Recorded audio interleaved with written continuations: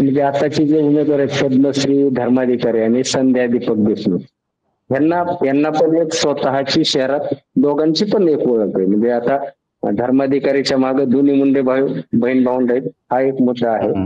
आणि पण त्यांचे जे मिस्टर आहेत बाजीराव धर्माधिकारी, ते स्वतः नगराध्यक्ष होते. त्यांचे सासऱ्यांनी पण नगरपालिकेत काम केलेलं.